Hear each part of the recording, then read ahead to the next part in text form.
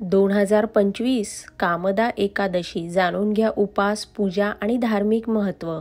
नमस्कार मंडळी. कामदा एकादशी हा हिंदू धर्मातील एक अत्यंत पवित्र आणि फलदायी व्रत आहे. प्रत्येक वर्षी चैत्र शुक्ल एकादशीला कामदा एकादशी साजरी केली जाते. ही एकादशी 8 एप्रिल 2025 रोजी हा व्रत पारंपरिक पद्धतीने साजरा केला जाईल. या दिवशी भगवान श्री विष्णूची पूजा करून उपवास केला जातो आणि विशेषतः हे व्रत भक्तांच्या जीवनातील सर्व समस्यांचे निराकरण करण्यासाठी केले जाते.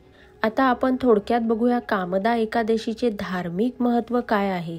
तर कामदा एकादशी हा व्रत मुख्यतः भगवान श्री विष्णूच्या उपास्य रूपापैकी एक आहे. या दिवशी विष्णूची पूजा केल्याने आत्मिक शांती आणि इच्छाशक्तीची पूर्तता होते. तसेच पापांचे निवारण होते आणि भक्तांच्या जीवनातील सर्व दुःखे दूर होतात. तसेच भगवान विष्णू यांना कामदा म्हणण्यात आले आहे कारण ते आपल्या भक्तांच्या सर्व इच्छांची पूर्तता करतात.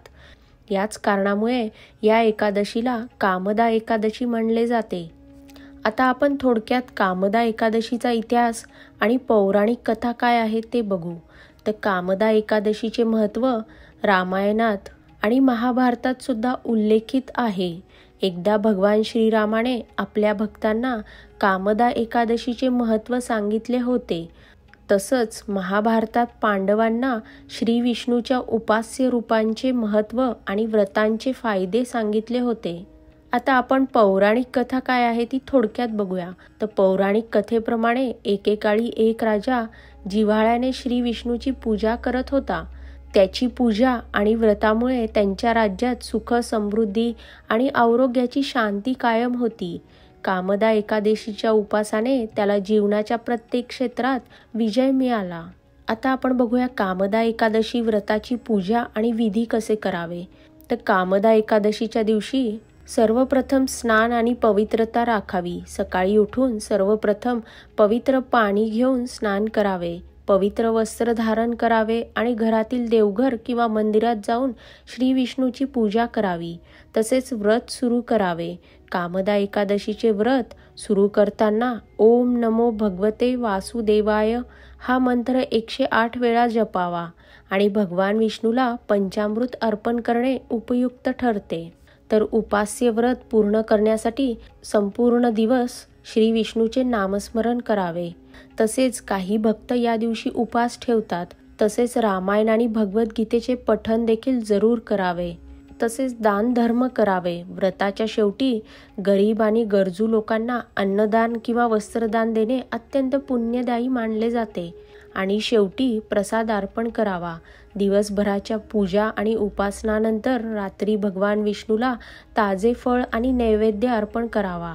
आता आपण थोडक्यात बघूया कामदा एकादशीचे फायदे काय काय आहेत. तर कामदा एकादशीचे व्रत ठेवून भक्त अनेक प्रकारचे फायदे अनुभवतात. पहिला फायदा म्हणजे पापाचे निराकरण.